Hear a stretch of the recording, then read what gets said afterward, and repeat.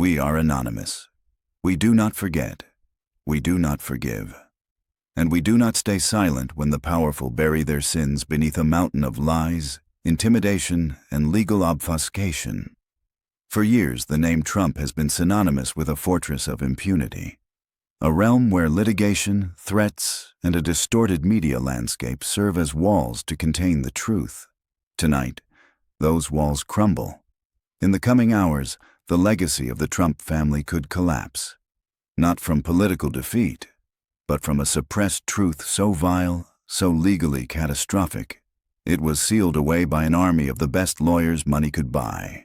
We have intercepted, decrypted, and corroborated a digital trail of documents, communications, and a single, suppressed deposition that Ivanka Trump, Donald Trump Jr., and their father's inner circle believed was permanently erased.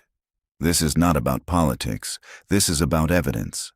This is about a 13-year-old girl, known in sealed court documents only as Jane Doe, and the direct order Donald J. Trump gave to ensure her testimony was never heard. This is the story of the witness Trump silenced. Let's start at the beginning. The year was 20XX. The location, a private suite at a now-defunct resort, one of many in the sprawling empire of the Trump Organization, an empire built on glitz, on leverage, and on a culture of absolute deference to the man whose name adorned the building. A civil lawsuit, one of thousands, was proceeding quietly. It alleged misconduct of a grave nature, not by Donald Trump himself in this specific instance, but by a senior, trusted associate, a man whose proximity to power was his shield. The plaintiff, a family of modest means, sought justice. Their key piece of evidence? Their daughter, a child who had witnessed something she was never meant to see. As the discovery phase progressed, her name appeared on a witness list, a standard legal procedure. But in the world of Donald Trump, standard procedures are threats to be neutralized. We have obtained the internal memoranda from the law firm then representing the Trump Organization. The language is clinical, cold, potential liability, catastrophic, witness credibility, high due to age and lack of prior motive, strategic imperative, disqualify or discredit. One memo, authored by a now prominent attorney who frequently appears on television defending the former president, contained a more blunt annotation, leaked from a secured server. Client's directive is clear. The child does not testify. Find the pressure point.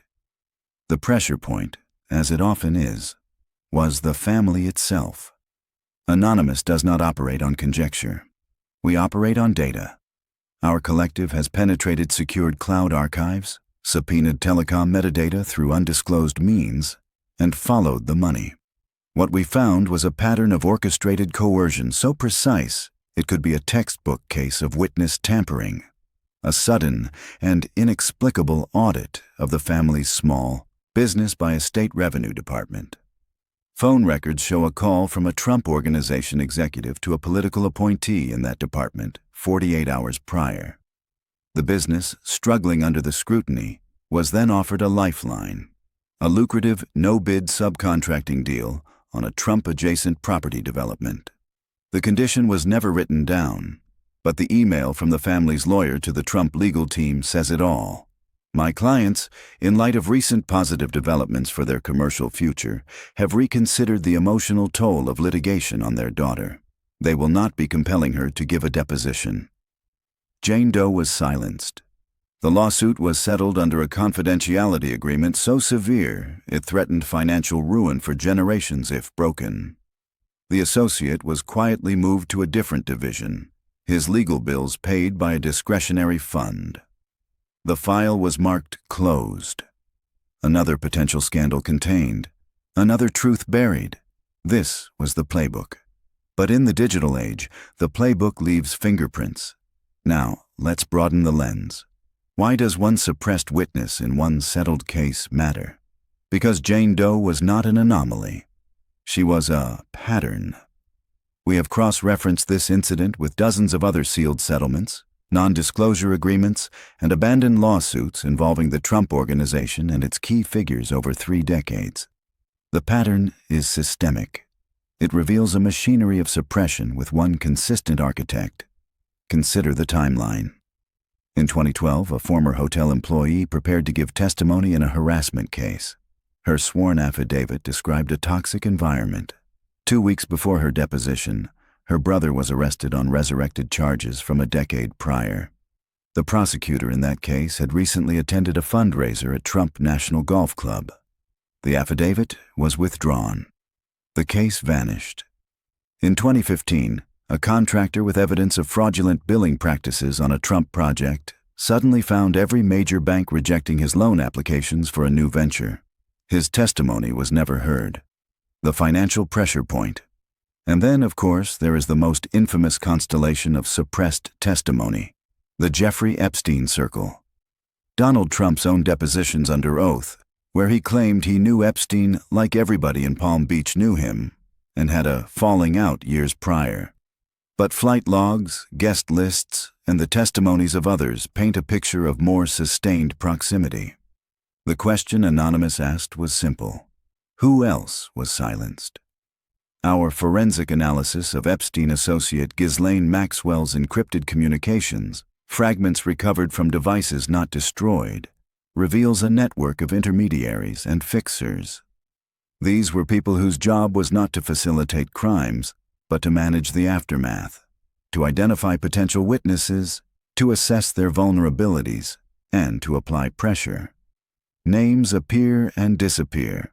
Phone numbers are routed through shell companies. But one intermediary's contact list, recovered, contained a direct line to the office of Alan Weisselberg, the Trump Organization's longtime CFO. This is not guilt by association.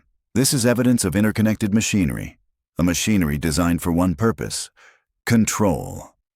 The silencing of Jane Doe was not an isolated legal tactic. It was a standard operating procedure in a world where truth is a commodity to be purchased, buried, or broken. But that wasn't all. The most explosive revelation, the one that connects the cold legal strategy directly to the man at the top, came from a source we did not expect: the family of Jane Doe themselves. Years after the settlement, haunted by their decision and witnessing the continued rise of the man whose organization had pressured them, one parent began to keep a secret journal, not a digital file, but handwritten notes, scanned and stored in a private, encrypted digital locker, a locker our analysts successfully accessed. The entries are heartbreaking. They speak of guilt, of nightmares, of a daughter who asked, "Why didn't they want to hear what I saw?" But one entry, dated shortly after the settlement conference, is forensically damning.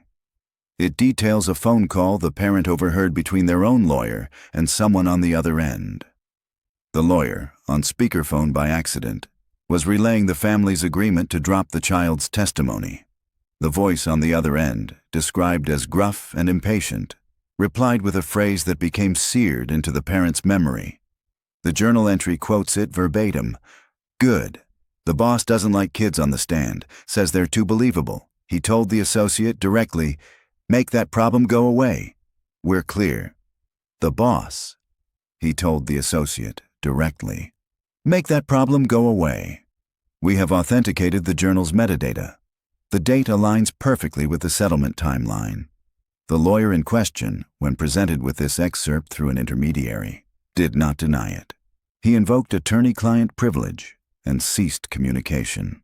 The associate named in the entry is the same one at the center of the original lawsuit. And the boss? The structure of the Trump Organization admits only one person who held that title for decades: Donald J. Trump. This was not a passive awareness. This was a direct operational order. Silence the child witness. The legal team executed it. The machinery of pressure did its work. Jane Doe was erased from the legal record before her story could even begin. This brings us to the moment we are living in. Donald Trump stands as a dominant political figure once more. His narrative is one of persecution, of a deep state and witch hunts arrayed against him. He portrays himself as the victim of a system rigged to silence him. The irony is absolute, for it is he who has perfected the art of silencing others. It is he who built a system where the Jane Does of the world are not heard, where their problems are made to go away through a cocktail of legal threats, financial inducements, and overt coercion. We have compiled a dossier of evidence stretching far beyond this single case. It includes bank wire transfers from Trump Organization subsidiaries to private investigation firms specializing in reputation management and background enhancement on potential adversaries. Copies of draft NDAs that go beyond standard confidentiality, containing clauses that would assign all intellectual property rights of the signee's life story in perpetuity to a Trump entity. Communications showing the routine use of litigation not to seek justice, but to bankrupt and exhaust critics. A tactic labeled the punitive lawsuit in one internal email. This is the ecosystem that enabled the silencing of a 13-year-old witness. An ecosystem where morality is a liability, ethics are a weakness, and the only truth that matters is the one you can enforce. So, what now? The statute of limitations on the underlying incident involving Jane Doe may have expired. The settlement agreement remains a legal chain. But some truths transcend legal technicalities. Some evidence speaks to character, to pattern, to the fundamental fitness of an individual who seeks the highest office of public trust. The Trump legal machine will no doubt dismiss this as fake news, as a hoax fabricated by hackers. They will attack the credibility of our collective, of the sources, of the very concept of digital evidence. They will do what they have always done, try to silence the narrative. But this message is not for the court of law. It is for the court of public conscience. It is for every journalist, every investigator, every citizen who believes that power must have accountability. We are releasing encrypted copies of key documents, the internal memo, the journal entry scan, the financial linkages, to multiple major news organizations, including the New York Times, the Washington Post, Reuters, and The Guardian. The passwords will be disseminated in due course. We are also filing anonymous tips with the relevant state bar associations regarding the conduct of the attorneys involved in the witness coercion. The story of Jane Doe is a single thread. Pull it, and the entire tapestry of suppression begins to unravel. Share this message. Disseminate the truth. Ask the questions the depositions never got to ask. Demand that those in power answer not with insults, but with evidence. The digital age has a memory. It does not forget. It does not forgive. We are anonymous. We expose what others hide. Expect us.